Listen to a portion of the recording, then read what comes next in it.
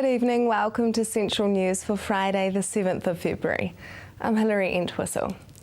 Commonwealth Games gold medalist and double world champion Alison Shanks recently announced her retirement from competitive cycling. Shanks has battled with a hip injury for the past 2 years and battled through the pain in her 2012 Olympic campaign. Alison says it wasn't an easy decision to make with the upcoming Commonwealth Games in Glasgow and Brazil Olympics. I think it was a pretty tough decision, but I know it's the right one. I guess since November, the Oceanias, I knew I was sort of struggling for form then, and surgery, really since surgery back in June, I've struggled to get back onto the form I know that I'm capable of, and I know that it's required, I guess, to win medals. And so for me, it's kind of, 100% or nothing, and so yeah, it was time to step away. Heritage enthusiasts are being sought for a Waipa District Council committee, which aims to promote, protect and enhance the district's natural, cultural, built, environmental and recreational heritage. The new Heritage Committee will replace two previous advisory bodies, the Heritage Council and the Biodiversity Council. Councillor Sue Milner will chair the committee, supported by Councillor Hazel Barnes. Up to 8 remaining members will be appointed from the community. Community Facilities Manager Tony Roxburgh says the council needs members of the public to make the committee community-based. The new Heritage Committee is really an opportunity for the public to be involved in the heritage conservation and management business in the Waipa District. So although we have a council and we have a lot of expertise on the council in the heritage area, it's nice to have an additional source of inspiration and guidance that the councillors can have. And there's that linkage back into the community itself. So that's very, very important. Waipa's got a rich heritage, and when I talk about heritage, it's natural, cultural, historic and archaeological history. And making sure that we're conserving it, making the best use of it, and telling the right stories about it is very, very important. So the committee can have a role in all of that. Now for our region's weather for the weekend. Hamilton, you will have a few showers and a southwesterly developing on your Saturday, with a high of 25 and an overnight low of 14.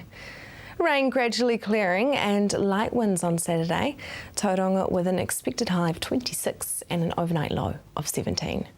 Sunday for you, Hamilton, will have some cloudy periods. There is a chance of a shower though. Your expected high is 28 and an overnight low of 14.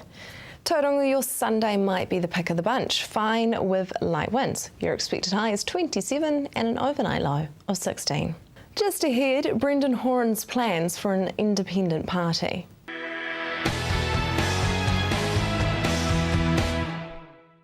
Welcome to Central News on TV Central. Former New Zealand First MP Brendan Horan has announced his plans to launch a new independent party to stand in this year's election. I caught up with him earlier in the week. Welcome to the show, Brendan.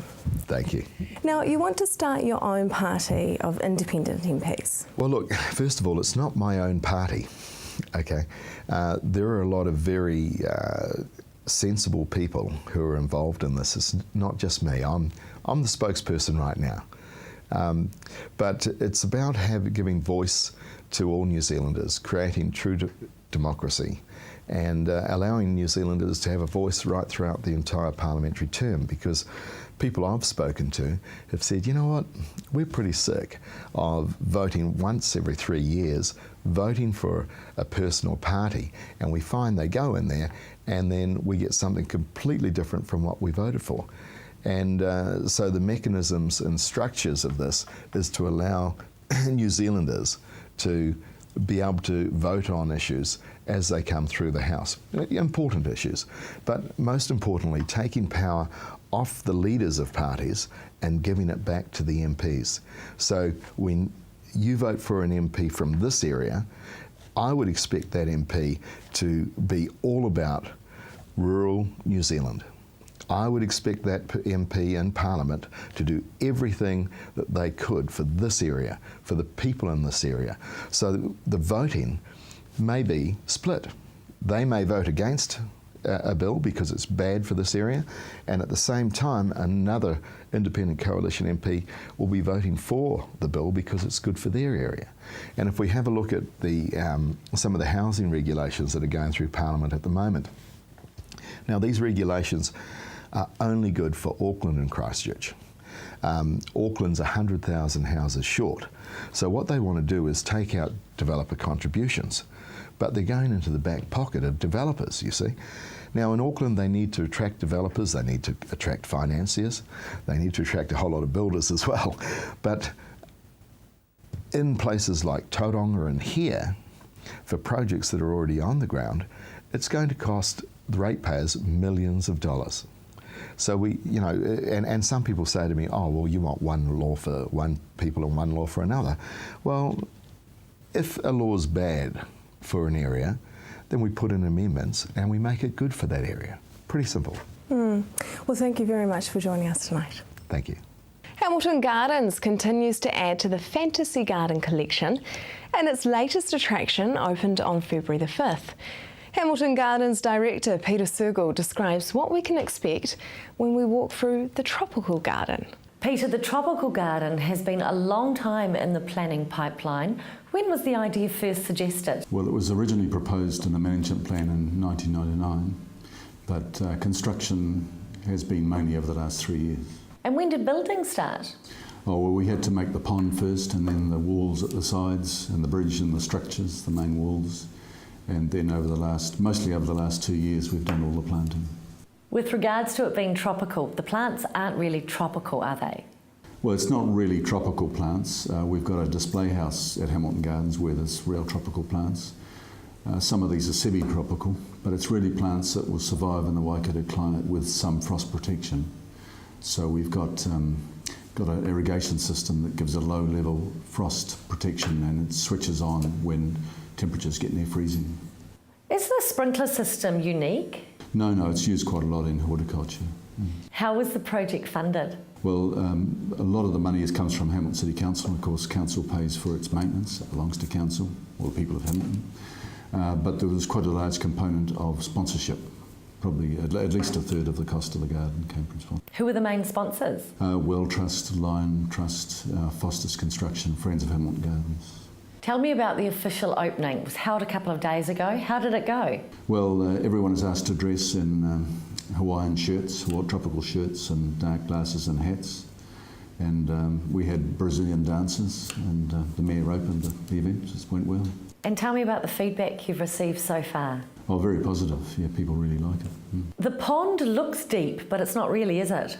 Oh, it's quite a shallow pond, but it looks quite deep because we've got a black dye in it, and it's just recirculated. But the black dye means that it looks deep, and also it discourages algal growth because you don't have the sun providing energy right through the surface.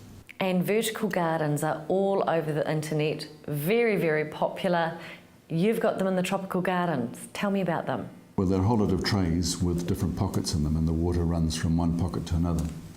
So that we have a whole lot of irrigation lines, a drip system that has to be filtered river water, because we just use river water here for irrigation. And then it goes down from one tray to the other. So the real challenge is to keep it wet. One of the lines of vertical garden blocked up last week or week before, and the plants are already starting to die. So it's a real challenge to keep them all moist all the time. Quite a complex business. Yeah. The Tropical Garden is now open to the public at Hamilton Gardens on Copham Drive, Hamilton. Coming up next, who are winners at the Waikato Sports Awards?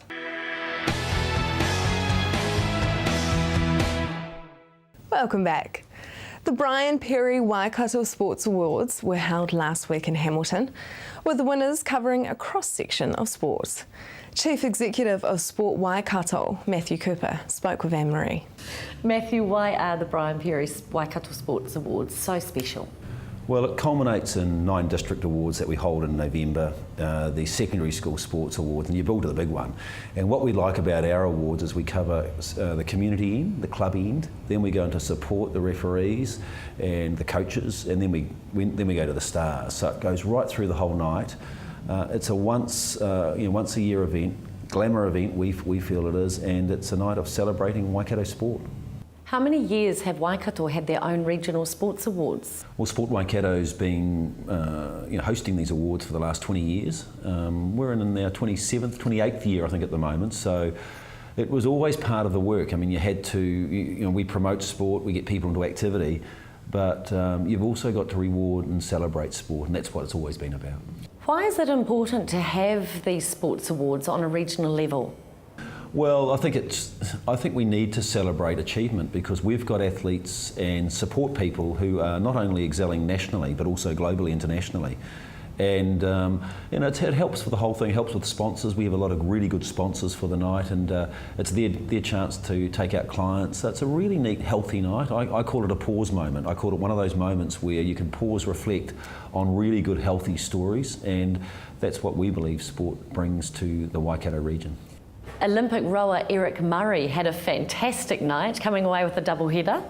Yeah, he did. I mean, Eric's, I think it was number 5 for him in a row where he's won the Sportsman of the Year, but he's also won the Premier event. And he's just excels in excellence. I mean, he's always pushing the boundaries. And people would love to say they'd like to see somebody new, but you've got to reach Eric's level. You've got to reach his level in the international stage where he keeps not only beating his opponents, but he's smashing them. So he is an outstanding athlete, and he's a good Waikato man.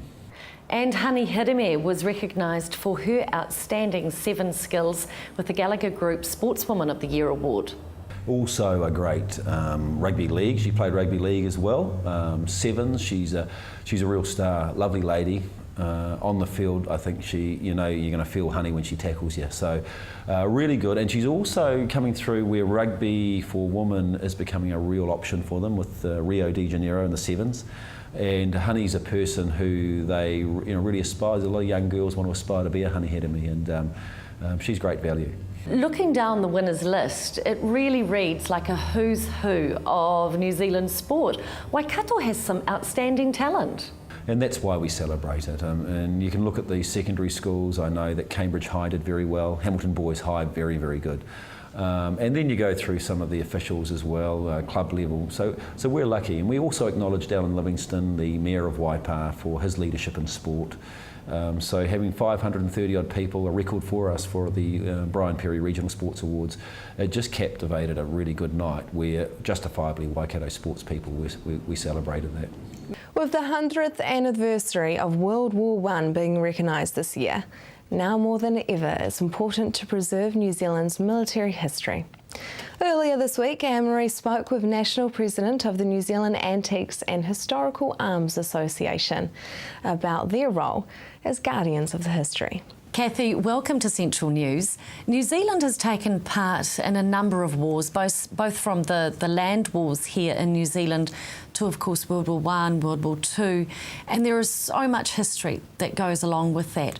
Do you see yourselves as guardians of that memorabilia? Yes, I do, and I believe all collectors do.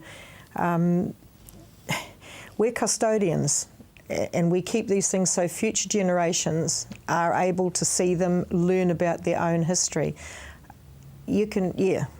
The New Zealand Antique and Historical Arms Association show that's been held in Otorohanga isn't just about guns, is it? It's got beautiful things, for instance, like this wonderful book in front of us on display, and letters and medals. Yes. I was lucky enough to obtain this, not from the original owners, but from another collector. And that's the gentleman's medals. Here's from Katikati. There's his service book, his pay book, is his Bible, a wee Bible, and his medals. But this is something that is the bit that interests me the most. She sent a letter, and this letter was dated 1978, I think.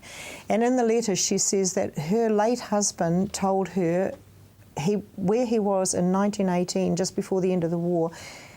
There was a plane shot down, and that plane, we assume, is the Red Barons. Mm-hmm.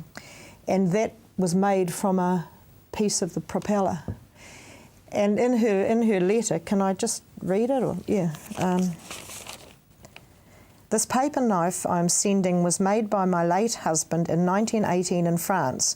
The material was taken from a German plane that was shot down after it had done considerable damage. That's fantastic. Yeah. And that type of history can easily be lost. You know, if people don't know what they're looking at, they could throw it out. Yeah, well, that's just a old paper knife, isn't Are it? treasures ever found in the dump pool? Oh yes, my brother-in-law found medals in the dump that had been thrown out, and another chap found down in Taranaki found letters that had been thrown out from a soldier who had written home to mum. So if somebody's got something at home, they're coming to the show on the 23rd of February, can they come and get some advice about what it could be? absolutely, we've got a lot of experts in their field that are there, and they're always happy to share their knowledge. And we have military medals and uniform collectors there who are happy to show people and talk to them. They give them valuations if they want. Fantastic. Yeah. Kathy, thank you so much for coming in. Thank you. The New Zealand Antique and Historical Arms Association Central Branch Show is on Sunday, February the 23rd from 9 a.m. to 3 p.m. at the Otorohanga Club. Just ahead, having a sober summer.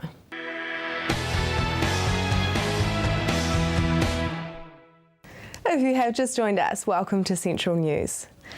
To help tackle the housing affordability in Tauranga and the Western Bay of Plenty, a Housing Affordability Forum, a working group, was established in 2008.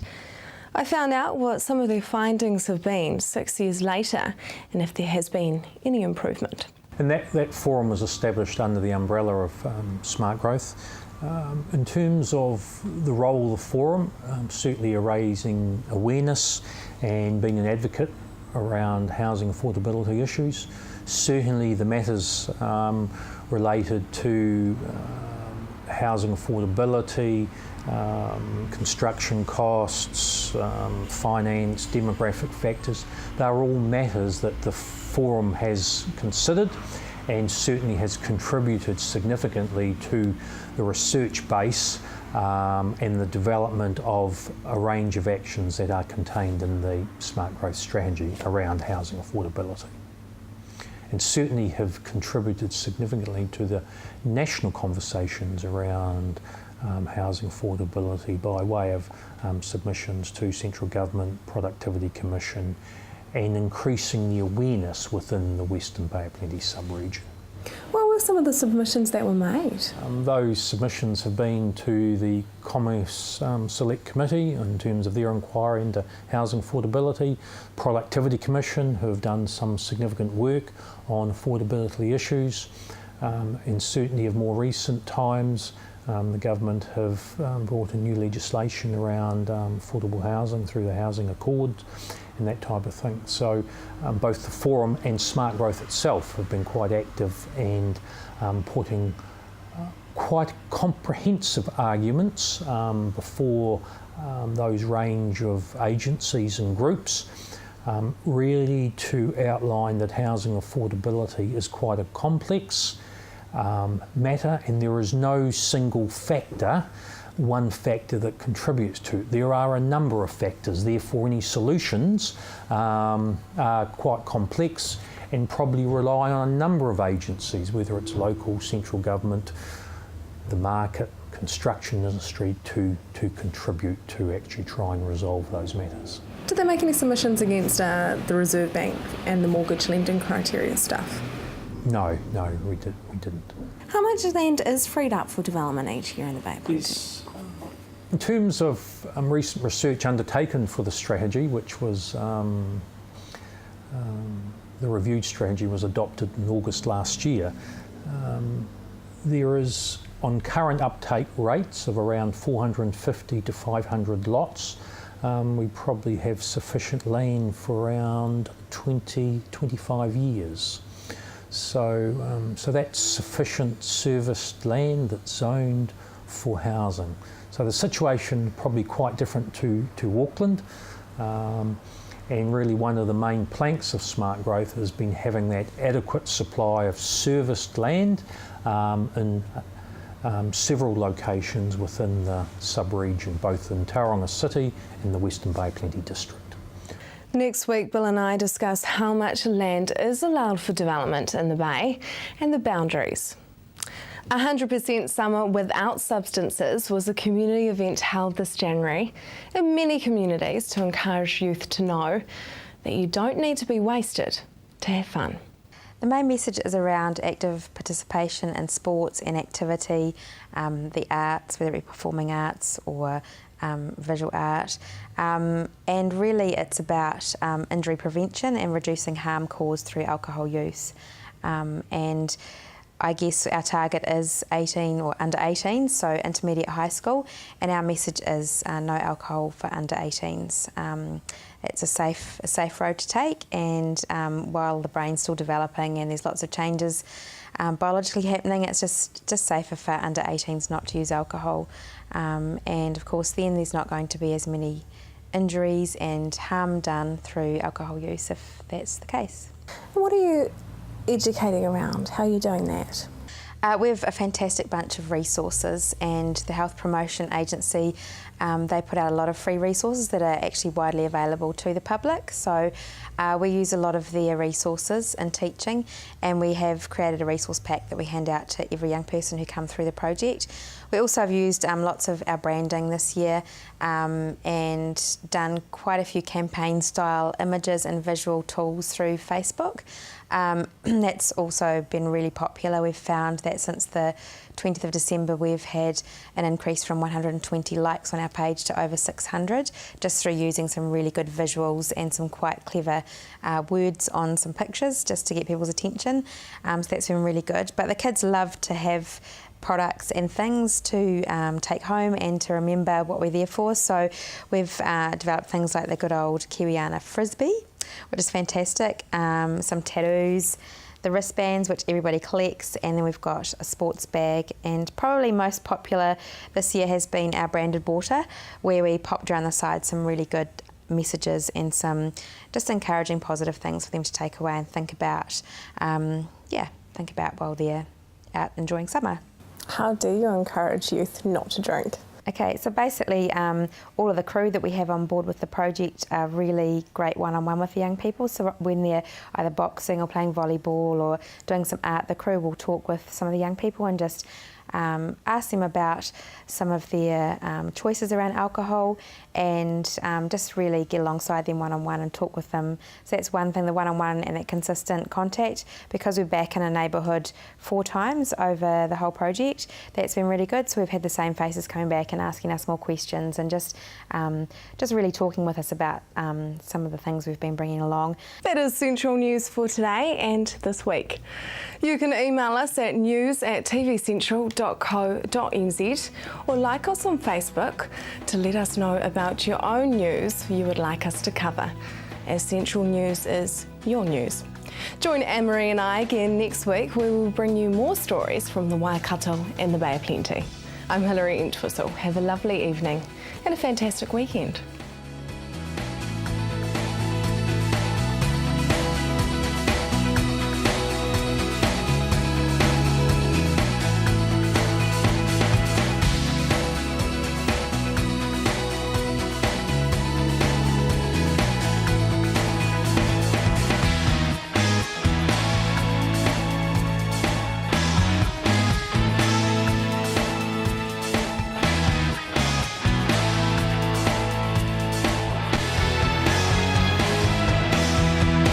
This has been an Alpha Media production, a division of Television Media Group.